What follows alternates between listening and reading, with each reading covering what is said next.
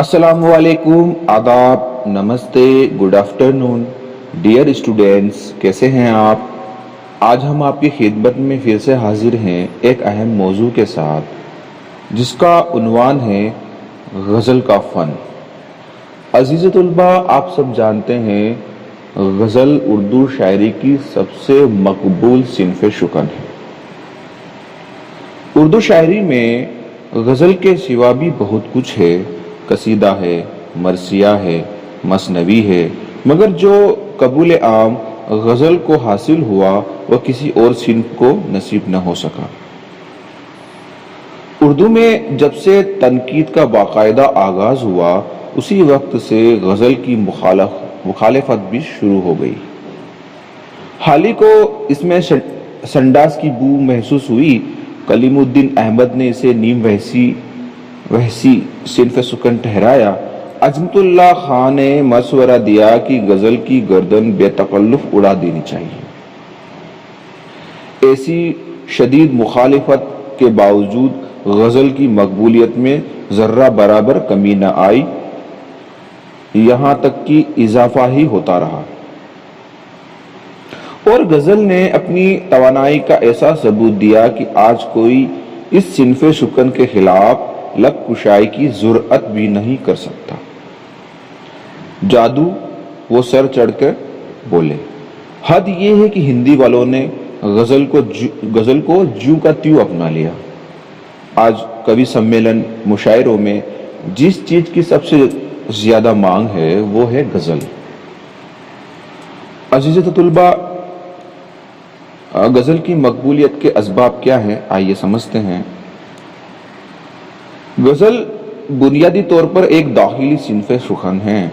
مطلب یہ کہ غزل کا شاعر صرف وہی بیان کرتا ہے جو اس کے دل پر بیتی ہو۔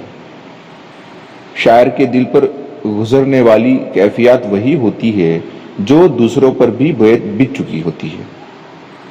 لہذا پڑھنے والے یا سننے والے کو غزل میں اپنی داستان سنائی دیتی ہے، گویا کہانی میری روداد جہاں معلوم ہوتی ہے، جو سنتا ہے اسی کی داستان معلوم ہوتی ہے۔ اس طرح غزل آپ بیتی سے جگ بیتی بن جاتی ہے۔ جو کچھ شاعر کے دل پر گزرتی ہے اس کے لیے تنقید میں مختلف الفاظ موجود ہیں، جیسے احساسات، جذبات، واردات، قلبی واردات، تجربہ، شعری تجربہ یا جمالیاتی تجربہ۔ لیکن غزل کا دائرہ وسیع ہوتا چلا گیا۔ احساسات و جذبات کے علاوہ غزل میں فکر کا عنصر بھی داخل ہو گیا۔ نئی غزل کا شاعر صرف وہی پیش نہیں کرتا جو کچھ وہ محسوس کرتا ہے، بلکہ وہ بھی پیش کرتا ہے جو سوچتا ہے، جو دیکھتا ہے۔ لیکن بہتر آج بھی یہی سمجھا جاتا ہے کہ شاعر کا خیال یا اس کی فکر جذبہ و احساس بن کر غزل کے شعر میں ڈھل جائے، اسے محسوس فکر کہا جا سکتا ہے۔ غزل کی مقبولیت کا ایک سبب یہ بھی ہے کہ اس کا خاص موضوع عشق رہا ہے، اور عشق وہ جذبہ ہے جس سے کوئی دل خالی نہیں۔ یوں کہ عشق کے ہزار روپ ہیں، مرد کا عورت یا عورت کا مرد سے عشق، ماں باپ کا اولاد، اولاد کا ماں باپ سے عشق، ملک و قوم پر جان نچھاور کرنے کا نام بھی عشق ہے، کسی عظیم مقصد کی والہانہ لگن بھی عشق ہے، مرشد سے مرید کا عقیدت بھی عشق ہے، اور سب سے اعلیٰ عشق وہ ہے جو انسان کو محبوب حقیقی یعنی خدا سے ہوتا ہے۔ ظاہر ہے ایسا کوئی دل نہیں عشق کا تیر جس کے پار نہ ہوا ہو، چنانچہ جذبہ عشق کی تاشیر مسلم ہے،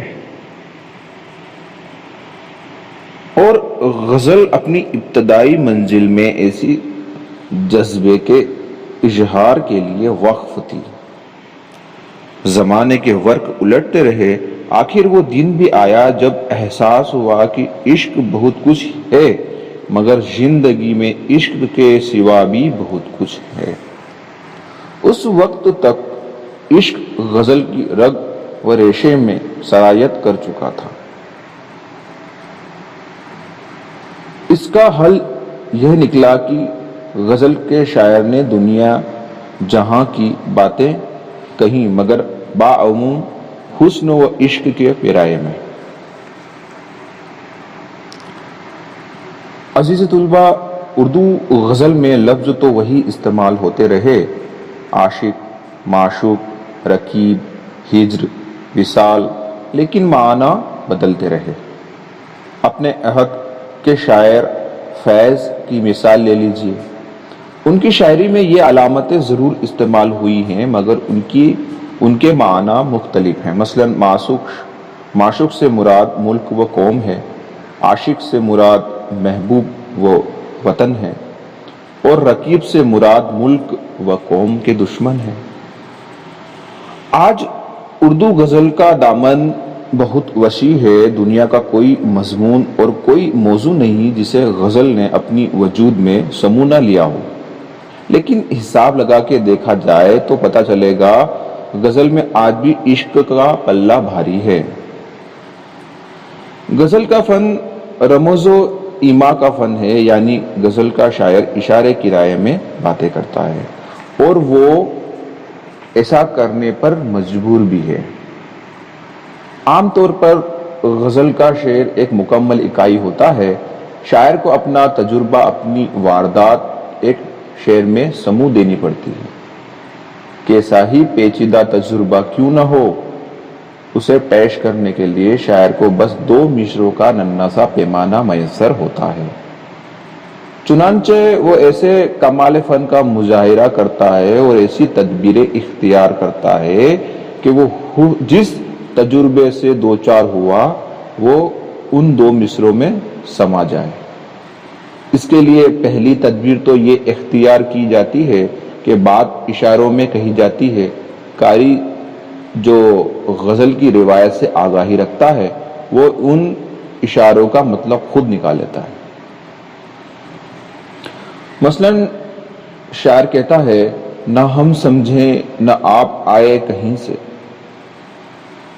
پسینہ پہنچیں اپنی جبی سے۔ شاعر یہ نہیں بتاتا تھا کہ ہم اور آپ سے کیا مراد ہے، لیکن ہم سمجھ لیتے ہیں ہم عاشق کے لیے استعمال ہوا ہے اور آپ محبوب کے لیے استعمال ہوا ہے۔ محبوب کہاں سے آ رہا ہے یہ بھی نہیں بتایا جاتا، لیکن یہ سمجھنے میں دشواری نہیں ہوتی کہ وہ رکیب کے گھر سے آ رہا ہے۔ دوسری تدبیر جس سے کام لیا جاتا ہے وہ یہ ہے کہ شاعر کچھ بیان کرتا ہے اور کچھ قاری کے تخیل پر چھوڑ دیتا ہے۔ تخیل یعنی امیجینیشن، کلپنا۔ قاری اپنے تخیل سے کام لے کر خلا کو خود پر کر لیتا ہے، یعنی خالی پن جو ہوتا ہے اس کو۔ جو کچھ بیان کیا جاتا ہے اس کے لیے ایک اصطلاح استعمال ہوتی ہے، مذکور، یعنی جس بات کا ذکر کر دیا گیا اور جسے بیان کیے بغیر چھوڑ دیا جاتا ہے اسے محذوف کہتے ہیں۔ مطلب یہ کہ حذف کر دیا گیا، یعنی کہ چھوڑ دیا گیا۔ کہیے کہ چھوڑ دیا گیا۔ مثال کے طور پر غالب کا یہ شعر پیش کیا جا سکتا ہے، قفس میں مجھ سے روداد چمن کہتے نہ ڈر ہمدم۔ قفس میں مجھ سے روداد چمن کہتے نہ ڈر ہمدم، گری ہے جس پہ کل بجلی وہ میرا آشیاں کیوں ہو۔ گری ہو جس پر کل بجلی وہ میرا آشیاں کیوں ہو۔ اس میں مذکور کم ہے اور محذوف زیادہ۔ دیکھیے قفس میں ایک پرندہ پہلے سے قید ہے، صیاد ایک اور پرندہ پکڑ کے لاتا ہے اور اسی قفس میں قید کر دیتا ہے۔ اس پر پہلا قیدی پرندہ اس نئے اسیر کو مخاطب کر کے کہتا ہے کہ تو چمن سے ابھی آیا ہے، بتا چمن کیسا ہے اور میرے آشیاں کا کیا حال ہے۔ وہ حال بتانے لگتا ہے لیکن کچھ کہتے کہتے اچانک خاموش ہو جاتا ہے۔ یہاں تک شعر میں جو کچھ بیان کیا گیا وہ شعر میں مذکور نہیں، اسے مجبوراً حذف کر دیا گیا۔ اس کی خاموشی کا پہلا پرندہ جو کچھ مطلب نکالتا ہے، شعر میں صرف وہی بیان کیا گیا ہے۔ وہ کہتا ہے کہ اے میرے رفیق، چمن پر جو گزری اسے بتانے میں تعمیل مت کر، یعنی یہی نہ کہ بجلی گری اور میرا آشیاں جل کر راکھ ہو گیا۔ جو آشیاں جل کر خاک ہو گیا اب اس سے میرا کیا واسطہ۔ یہاں بھی یہ محذوف ہے کہ میرا مستقل گھر تو اب یہی قفس ہے، یعنی جیل، پنجرہ، باقی زندگی یہی گزارنی ہے۔ اس شعر میں ان کی کہی گئی بات سے کہیں زیادہ ہے، اور اس حقیقت کو سب تسلیم کرتے ہیں کہ اشارے میں کہی جانے والی بات میں زیادہ دلکشی ہوتی ہے۔ عربی کا ایک مقولہ ہے جس کے معنی ہیں کنایے میں صراحت سے زیادہ حسن ہوتا ہے۔ جب بات وضاحت اور صراحت کے ساتھ نہیں کہی جاتی تو اس میں ایک طرح کی پیچیدگی پیدا ہو جاتی ہے، اسے ابہام کہا جاتا ہے۔ اگر نثر مبہم ہو جائے تو یہ اس کا عیب ہے۔ نثر میں جو کچھ کہا جائے وہ صاف سمجھ میں آنا چاہیے، اور ضروری ہے کہ سننے والے کے ذہن میں بالکل وہی معنی آئے جو کہنے والے کے ذہن میں ہے۔ اس لیے کہا جاتا ہے کہ نثر میں وضاحت، صراحت اور قطعیت ہونی چاہیے، لیکن شعر میں ابہام سے حسن پیدا ہوتا ہے۔ ابہام کا نتیجہ یہ بھی ہوتا ہے کہ شعر ایک سے زیادہ معنی نکل سکتے ہیں، یعنی کہ شعر میں ایک سے زیادہ معنی ہو سکتا ہے ابہام کی بدولت۔ غالب کا ایک شعر ہے کہ کوئی ویرانی سی ویرانی ہے، دست کو دیکھ گھر یاد آیا۔ عزیز طلبہ، یہاں پر دست کو دیکھ کر گھر کیوں یاد آیا؟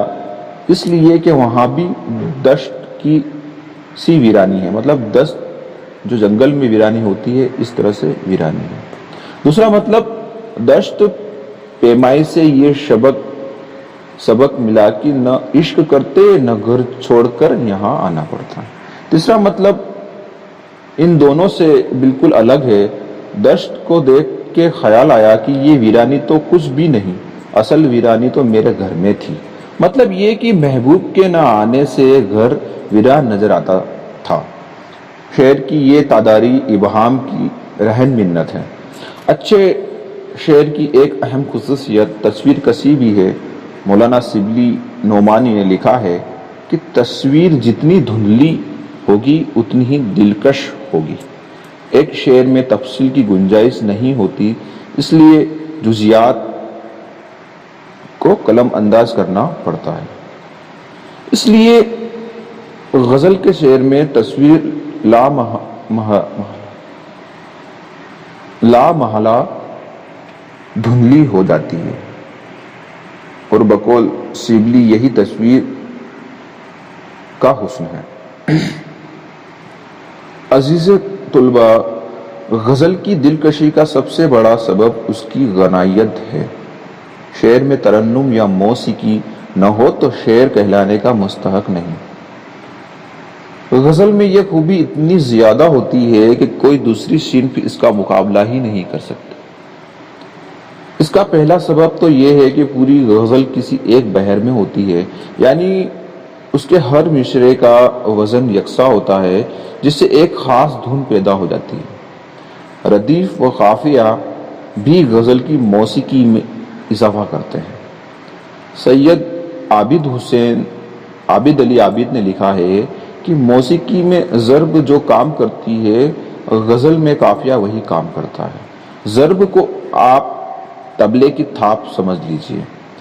ردیف کے بارے میں پروفیسر مسعود حسین خان لکھتے ہیں، غزل کے پاؤں میں ردیف پائل یا جھنجھن کا حکم رکھتی ہے۔ یہ اس کی موسیقیت، ترنم، موزونیت کو بڑھاتی ہے۔ آخری بات یہ ہے کہ غزل کا شاعر لفظوں کے انتخاب اور ان کے ترتیب میں موسیقیت و ترنم کا بہت خیال رکھتا ہے۔ یہی سبب ہے کہ غزل بہت اچھی طرح گائی جا سکتی ہے، اسی لیے محفلوں اور مشاعروں میں غزل بہت مقبول ہے۔ غزل کی مقبولیت کا ایک راز یہ بھی ہے کہ غزل کے شعر آسانی سے یاد ہو جاتے ہیں اور مختلف موقعوں پر ان کا استعمال کیا جا سکتا ہے۔ ایک شعر میں ایک تجربہ اختصار کے ساتھ پیش کیا جاتا ہے۔ جب بھی کوئی شخص اس قسم کے تجربے سے دوچار ہوگا وہ آسانی سے اس شعر کو دہرا دے گا۔ کبھی کبھی تو صرف ایک مصرعے سے بھی یہ کام لیا جا سکتا ہے۔ کسی دوست نے بے وفائی کی تو ہمیں یہ مصرعہ یاد آئے گا، ہوئے تم دوست جس کے دشمن اس کا آسماں کیوں ہو۔ ہوئے تم دوست جس کے دشمن اس کا آسماں کیوں ہو۔ کوئی شخص اپنے عمل پر شرمندہ ہو مگر اس وقت جب ہمیں اس کا عمل سے نقصان پہنچ چکا ہو تو ہم کہہ سکتے ہیں کہ میرے قتل کے بعد اس نے جفا سے توبہ، تھائے اس جدو پشیماں کا پشیماں ہونا۔ عزیز طلبہ، یہ ہے غزل کا فن اور یہ ہے وہ خصوصیات جنہوں نے غزل کو ایسا ہر دل عزیز بنا دیا کہ ہر دور میں وہ باقی تمام اصناف پر چھائی رہی اور شاید آئندہ بھی یہی صورتحال رہے گی۔ رشید احمد صدیقی نے ٹھیک ہی کہا ہے، غزل اردو شاعری کی آبرو ہے۔ عزیز طلبہ، اس لیکچر میں ہم غزل کے فن سے متعلق سمجھ رہے ہیں۔ آگے ہم غزل کی حیت یا بناوٹ کے بارے میں سمجھیں گے۔ آج ہم یہیں اس لیکچر کو ختم کرتے ہیں اور آپ سے گزارش التجا ہے کہ آپ اس کو سمجھیں۔ کوئی املا جملہ غلط ہو رہا ہو تو معاف کیجیے اور لگاتار ہمارے کالج کے یوٹیوب چینل پر آئیں اور الگ الگ سبجیکٹ سے متعلق جو بھی کنٹینٹ آپ کو دیا جا رہا ہے اس کو سنیں، سمجھیں اور اپنے کلاسز کی تیاری کریں۔ خیال رکھیں، جو بیماریاں پھیل رہی ہیں ان سے خود بھی بچیں اور اپنے پریوار، سماج، دیش کو بھی بچائیں۔ اسی کے ساتھ آپ سب کا بہت شکریہ۔ تھینکس۔ اللہ حافظ۔